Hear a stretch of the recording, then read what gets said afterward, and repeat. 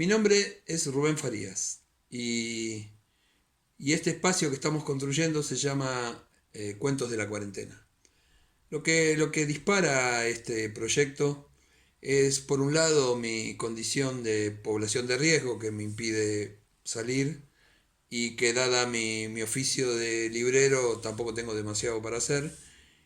Y un segundo disparador es algo que en su momento hicimos con una amiga, mi amiga Kiki de Montparnasse, que era un espectáculo que se llamaba Te cuento algo. La idea en ese momento eran relatos que había escrito yo, y la idea era retomar una ancestral costumbre que tiene la especie humana, que es de juntarse alrededor de alguien que cuenta cosas. Esto que en su momento nos ha dado joyas fantásticas como la Ilíada, la Odisea, las Mil y una Noches, y que precede a la palabra escrita, digamos, ¿no? Que es el relato oral. Hoy lo vamos a tratar de impulsar con otras herramientas, por supuesto, con las herramientas del día de hoy, pero con el mismo espíritu, que es la intención de contar algo para entretener y que ustedes se puedan reunir de la manera que puedan eh, alrededor de este relato. Así que bueno, les estoy profundamente agradecido que me lo permitan hacer y que me permitan entrar en sus vidas a través de esto y espero que lo disfruten. El árbol, de H. P. Lovecraft. En una verde ladera del monte Menalo, en Arcadia, se halla un olivar en torno a las ruinas de una villa. Al lado se encuentra una tumba, antaño embellecida con las más sublimes esculturas, pero sumida ahora en la misma decadencia que la casa. A un extremo de la tumba, con sus peculiares raíces desplazando los bloques de mármol del Pentélico, mancillados por el tiempo, crece un olivo antinaturalmente grande y de figura curiosamente repulsiva. Tanto se asemeja a la figura de un hombre deforme o a un cadáver contorsionado por la muerte, que los lugareños temen pasar cerca en las noches en que la luna brilla débilmente a través de sus ramas retorcidas. El monte Menalo es uno de los parajes predilectos del temible Pan, el de la multitud de extraños compañeros, y los sencillos pastores creen que el árbol debe tener alguna espantosa relación con esos salvajes silenos. Pero un anciano abejero que vive en una cabaña de la cercanía me contó una historia diferente. Hace muchos años, cuando la villa de la cuesta era nueva y resplandeciente, vivían en ella los escultores Calos y Musides. La belleza de su obra era alabada de Lidia a Neápolis, y nadie osaba considerar que uno sobrepasaba al otro en habilidad. El Hermes de Calos se alzaba en un marmóreo santuario de Corinto, y la Palas de Musides remataba una columna en Atenas, cerca del Partenón. Todos los hombres rendían homenajes a Calos y Musides, y se asombraban de que ninguna sombra de envidia artística enfriara el calor de su amistad fraternal. Pero aunque Calos y Musides estaban en perfecta armonía, sus formas de ser no eran iguales. Mientras que Musides gozaba las noches entre los placeres urbanos de Tegea, Calos prefería quedarse en casa, permaneciendo fuera de la vista de sus esclavos, al fresco amparo del olivar. Allí meditaba sobre las visiones que colmaban su mente, y allí concebía las formas de belleza que posteriormente inmortalizaría en mármol casi vivo. Los ociosos, por supuesto, comentaban que Calos se comunicaba con los espíritus de la arboleda, y que sus estatuas no eran sino imágenes de los faunos y las dríadas con los que se codeaba, ya que jamás llevaba a cabo sus trabajos partiendo de modelos vivos. Tan famosos eran Calos y Musides que a nadie le extrañó que el tirano de Siracusa despachara enviados para hablarles acerca de la costosa estatua de Ticho que planeaba erigir en su ciudad. De gran tamaño y factura, sin para habría de ser la estatua, ya que habría de servir de maravilla a las naciones y convertirse en la meta para los viajeros. Honrado más allá de cualquier pensamiento, resultaría aquel cuyo trabajo fuese elegido, y Calos y Musides estaban invitados a competir por tal distinción. Su amor fraterno era de sobra conocido, y el astuto tirano conjeturaba que en vez de ocultarse sus obras, se prestarían mutua ayuda y consejo, así que tal apoyo produciría dos imágenes de belleza sin par, cuya hermosura eclipsaría incluso a los sueños de los poetas. Los escultores aceptaron complacidos el encargo del tirano, así que en los días siguientes sus esclavos pudieron oír el incesante picoteo de los cinceles. Calos y Musides no se ocultaron sus trabajos, aun cuando se reservaron su visión para ellos dos solos. A excepción de los suyos, ningún ojo pudo contemplar las dos figuras divinas liberadas mediante golpes expertos de los bloques en bruto que las aprisionaban desde los comienzos del mundo. De noche, al igual que antes, Musides frecuentaba los salones de banquetes de Tegea, mientras Calos rondaba a solas por el olivar. Pero según pasaba el tiempo, la gente advirtió cierta falta de alegría en el antes radiante Musides. Era extraña, comentaban entre sí, que esa depresión hubiera hecho presa en quien tenía tantas posibilidades de alcanzar los más altos honores artísticos. Muchos meses pasaron, pero el semblante apagado de Musides no se leía sino una fuerte tensión que debía estar provocada por la situación. Entonces, Musides habló un día sobre la enfermedad de Calos, tras la cual nadie volvió a asombrarse ante su tristeza, ya que el apego entre ambos escultores era de sobra conocido como profundo y sagrado. Por tanto, muchos acudieron a visitar a Calos, advirtiendo en efecto la palidez de su rostro.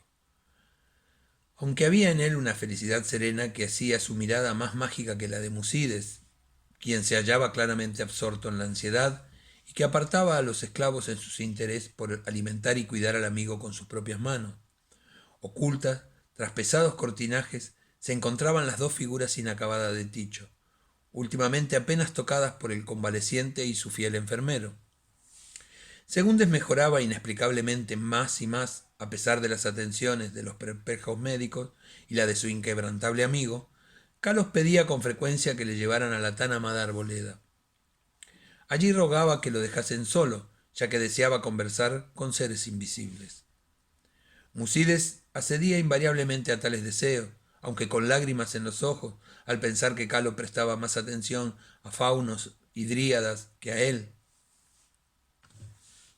Al cabo, el fin estuvo cerca y Calos hablaba de cosas del más allá. Musides llorando le prometió un sepulcro aún más hermoso que la tumba de Mausolo, pero Calos le pidió que no hablara más sobre glorias de mármol. Tan solo un deseo se albergaba en el pensamiento del moribundo, que unas ramitas de ciertos olivos de la arboleda fueran enterradas en su sepultura, junto a su cabeza.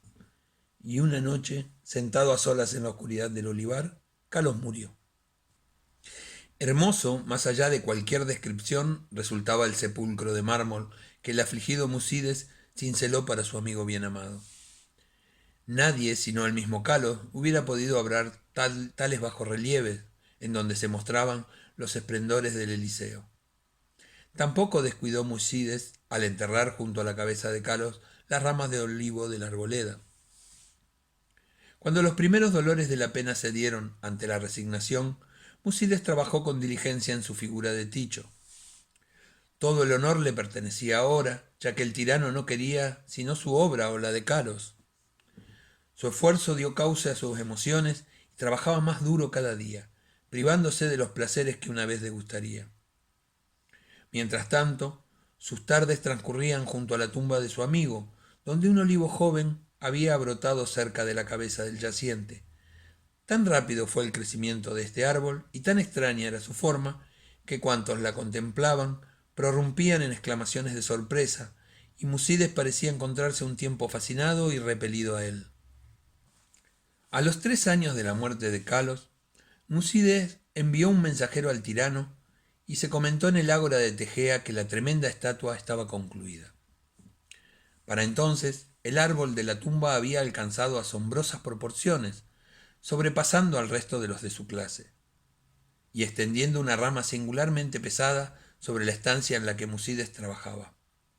Mientras muchos visitantes acudían a contemplar el árbol prodigioso, así como para admirar el arte del escultor, por lo que Musides casi nunca se hallaba a solas. Pero a él no le importaba esa multitud de invitados.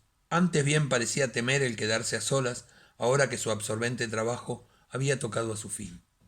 El poco alentador viento de la montaña, suspirando a través del olivar y el árbol de la tumba, invocaba de forma extraña sonidos vagamente articulados. El cielo estaba oscuro la tarde en que los emisarios del tirano llegaron a Tegea. De sobra era sabido que llegaban para hacerse cargo de la gran imagen de Ticho y para rendir honores imperecederos a Musides, por lo que los próxenos le brindaron un recibimiento sumamente caluroso.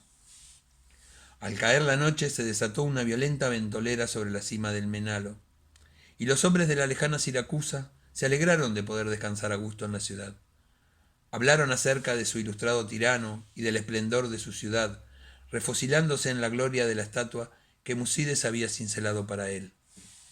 Y entonces los hombres de Tegea hablaron acerca de la bondad de Musides y de su hondo penar por su amigo, así como de que ni aun en los inminentes laureles del arte podrían consolarlo de la ausencia de Calos, que podría haberlo ceñido en su lugar. También hablaron sobre el árbol que crecía en la tumba, junto a la cabeza de Calos. El viento aullaba aún más horriblemente, y tanto los siracusanos como los arcadios elevaron sus preces a Eolo. A la luz del día, los próxenos guiaron a los mensajeros del tirano cuesta arriba, hasta la casa del escultor. Pero el viento nocturno había realizado extrañas hazañas. El griterío de los esclavos se alzaba en una escena de desolación, y en el olivar ya no se levantaban las resplandecientes columnatas de aquel amplio salón donde Musides soñara y trabajara. Solitarios y estremecidos penaban los patios humildes y las tapias, ya que sobre el suntuoso peristilo mayor se había desplomado la pesada rama que sobresalía del extraño árbol nuevo, reduciendo, de una forma curiosamente completa, aquel poema en mármol a un montón de ruinas espantosas.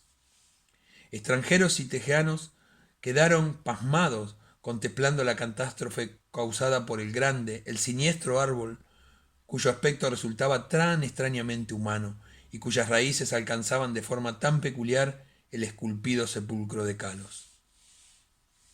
Y su miedo y desmayo aumentó al buscar entre el derruido aposento, ya que del noble Musides y de su imagen de Ticho maravillosamente cincelada no pudo hallarse resto alguno.